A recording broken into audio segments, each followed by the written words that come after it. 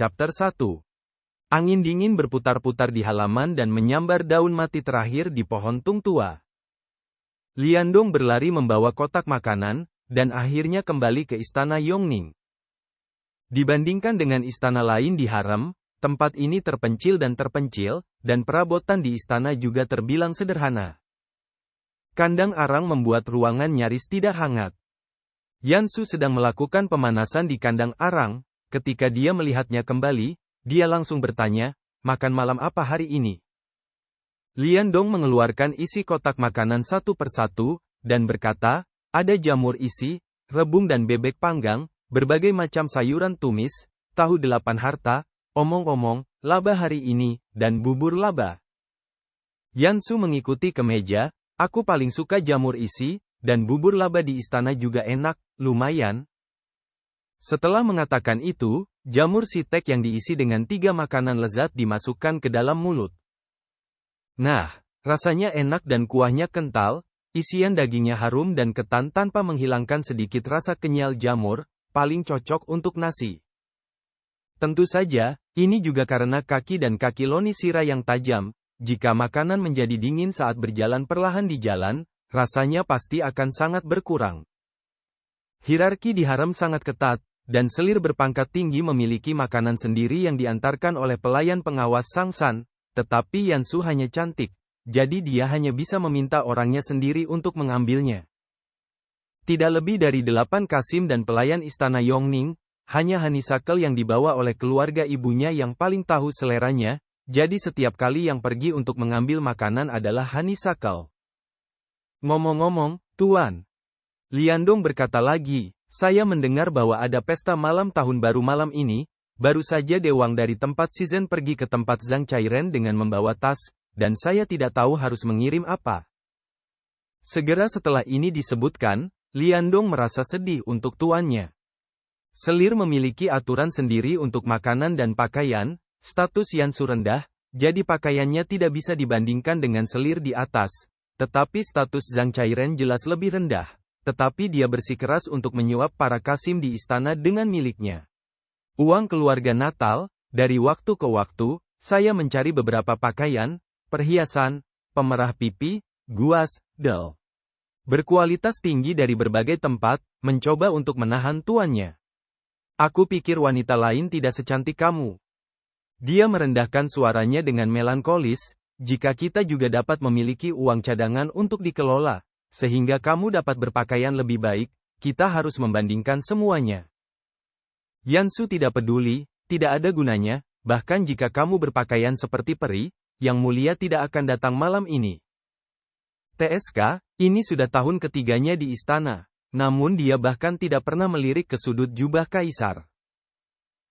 Omong-omong, dia bisa disebut sosok legendaris hari ini. Saat itu, garis keturunan kaisar lemah, dan raja-raja klan mengincarnya. Dia menerobos pengepungan di usia muda, dan mewarisi garis besar dalam angin berdarah. Hanya butuh waktu 3 tahun untuk membuatnya negara stabil dan pemerintahan tertib, yang bisa dikatakan cukup terampil. Yang terpenting, dikabarkan bahwa dia sangat tampan, sebanding dengan orang luar biasa. Namun, dalam 3 tahun terakhir, raja ini tidak pernah menginjakkan kaki di harem, dan dia bahkan tidak muncul dengan mudah di jamuan festival. Status Yansu rendah, dan dia tidak memenuhi syarat untuk pergi ke istana kekaisaran untuk memberikan penghormatan, jadi dia belum memiliki kesempatan untuk memverifikasi apakah penampilannya yang dikabarkan sebagai makhluk surgawi itu benar. Namun, meskipun demikian, para selir di istana masih tidak putus asa, mereka berpelukan dan berdiri dalam antrean, seperti Zhang Chairen, melakukan yang terbaik untuk berharap dapat memasuki pandangan raja secepat mungkin, kecuali Yansu. Mendengar apa yang dia katakan kali ini, Liandong buru-buru membujuk, "Bahkan jika Yang Mulia tidak datang, tidak apa-apa untuk menunjukkan wajahmu di depan janda permaisuri. Jika janda permaisuri menyukaimu, dia sering memintamu untuk pergi ke istana untuk berbicara, dan peluang untuk melihat Yang Mulia akan besar." Tanda tanya petik 2. Yansu memasukkan sepotong tahu 8 harta karun berwarna kuning ke dalam mulutnya, dan berkata dengan samar, "Mari kita letakkan, selir Zhou masih keponakan dari janda permaisuri, bukankah dia masih sama? Nah, tahu ini renyah di luar dan empuk di dalam. Madu. Sayangnya, hanya berdasarkan penampilan tuannya, siapapun yang memiliki sedikit ambisi mungkin sudah di depan orang lain. Tapi dia hanya peduli tentang apa yang harus dimakan sepanjang hari, dan semua jenis gosip yang dia tidak tahu harus mendengarnya. Pada saat ini, dia mendengarnya berkata lagi, ngomong-ngomong, orang tua selir Zhou bertengkar satu sama lain di mansion selama 2 hari ini, aku tidak tahu apakah dia dan Ibu Suri pernah mendengarnya. Mata Liandong berbinar, mungkinkah Nyonya Chengen telah menemukan kamar ke-6 Chengen? Bagus. Yansu mengangguk sambil makan, Xiao Liu ini benar-benar licik. Dia memanfaatkan waktu kehamilannya untuk mengeluarkan angin, yang membuat Cheng Engong cukup cerewet, tapi Cheng Engong selalu mencintai daging dan darahnya sendiri, Cheng Engong lengannya tidak bisa memutar pahanya, dan sepertinya akan melihat Xiao Liu Xiu masuk ke mansion dan menjadi orang biasa. Liandong TSK, jika Xiao Wu memiliki rencana seperti ini terakhir kali, dia tidak akan meninggal. Omong-omong, pada usia berapa Cheng Engong, dia masih memiliki perut penuh usus busuk sepanjang hari, jadi dia tidak merasa malu. Pria, kebanyakan dari mereka seperti itu. Yansu menyesap bubur laba, dan merasakannya manis dan padat, dan aromanya mencapai perutnya. Coba sepotong daging bebek lagi, nah, koki kekaisaran memasaknya dengan benar, daging bebeknya lembut dan enak, dan aroma rebung meresap di antara teksturnya, dagingnya tidak berminyak, dan asin dan enak. Dia datang ke sini melalui perjalanan waktu dari kehidupan selanjutnya. Kesehatannya buruk di kehidupan sebelumnya. Sejak dia masih kecil, dia memegang toples obat, dan dia tidak bisa makan ini atau itu. Dia berhasil bertahan sampai dia masih muda, tetapi dia masih meninggal karena siksaan penyakit. Meskipun dia hidup di zaman kuno dalam kehidupan ini, dia sudah bersyukur memiliki tubuh yang baik dan tidak mengkhawatirkan makanan dan minuman.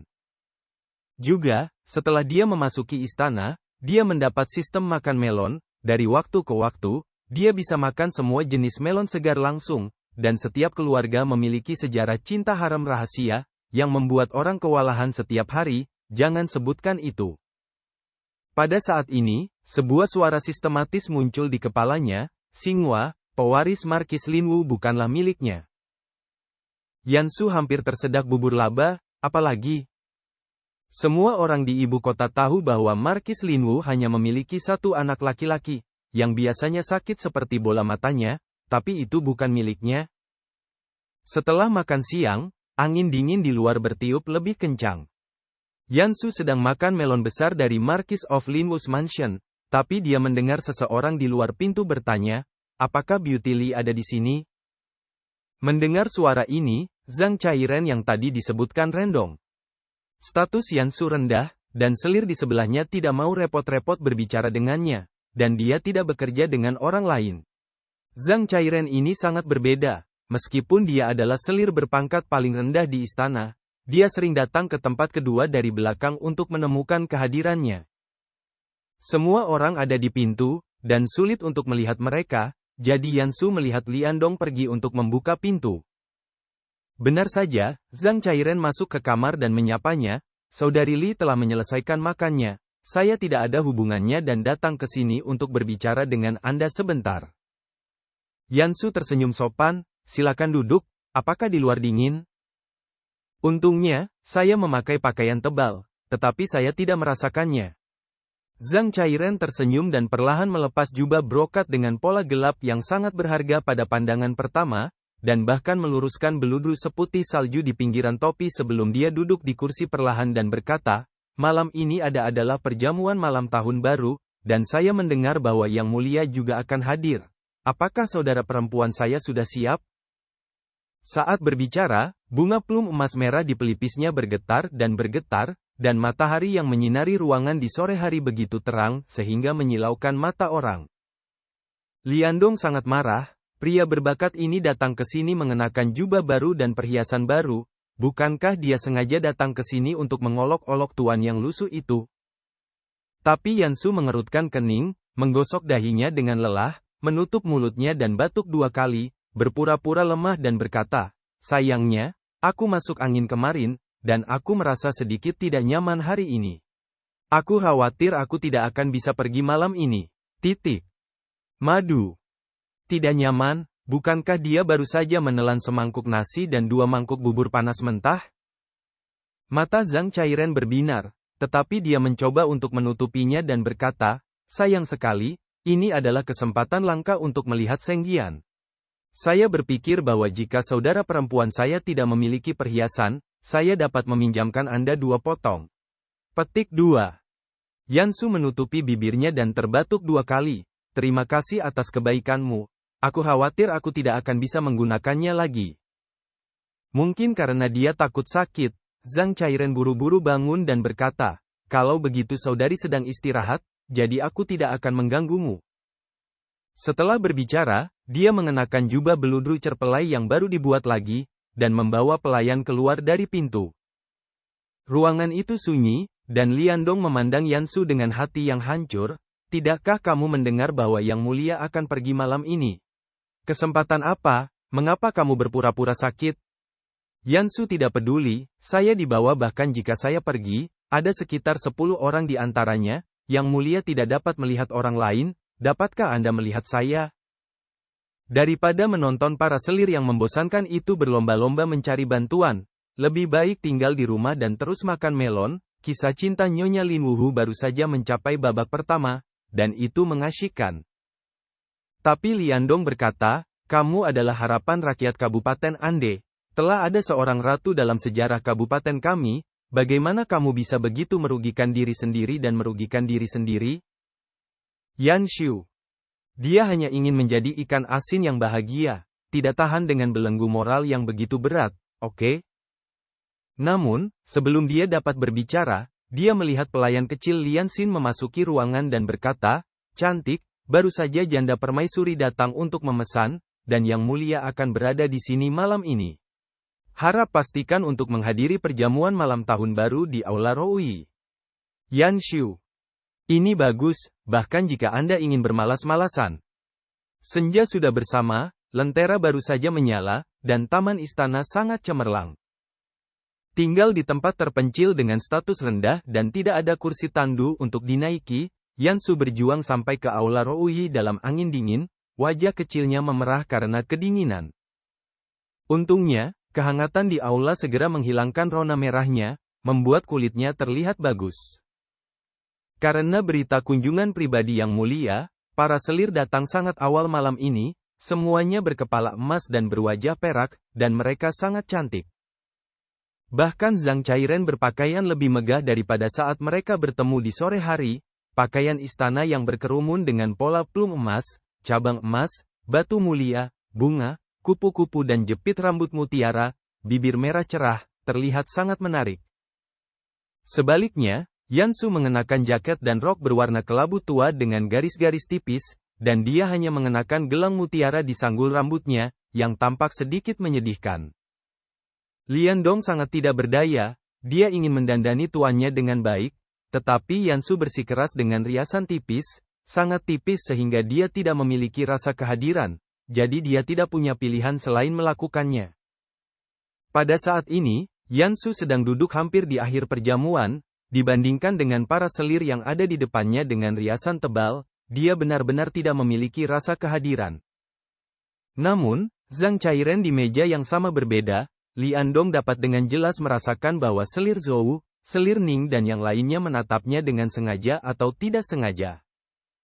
Dalam sekejap, dia tiba-tiba mengerti, dan dia akhirnya mengerti niat tuannya, menonjol dalam situasi seperti itu jelas untuk menemukan musuh untuk dirinya sendiri, dan mereka semua adalah musuh yang kuat.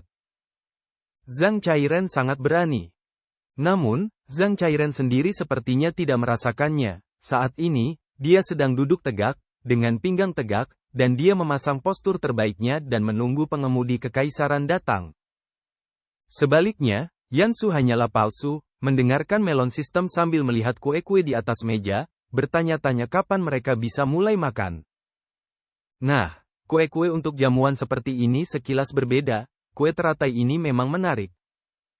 Tidak lama kemudian, dengan suara, Yang Mulia ada di sini. Protagonis malam ini akhirnya muncul di atas panggung. Semua orang melihat sosok mengenakan jubah naga hitam melangkah ke aula. Dia tinggi dan agung, dan wajahnya di bawah mahkota emas diukir seperti pisau, dan setiap langkah berangin. Para selir di istana sangat bersemangat, mereka semua bangkit dan memberi hormat, dan memanggil dengan lembut, "Salam panjang umur." Yan Su mengikuti rutinitas. Lagi pula, kesempatan itu langka, dan dia sengaja mengintip. Sayangnya, dia terlalu jauh, dan dia hanya bisa samar-samar membedakan bahwa pihak lain memiliki hidung lurus, bibir tipis, dan menelan rahang. Tampaknya dia sangat tampan. Pada saat ini, terdengar suara ding di telingaku, dan suara sistem berbunyi, "Ada melon besar kaisar."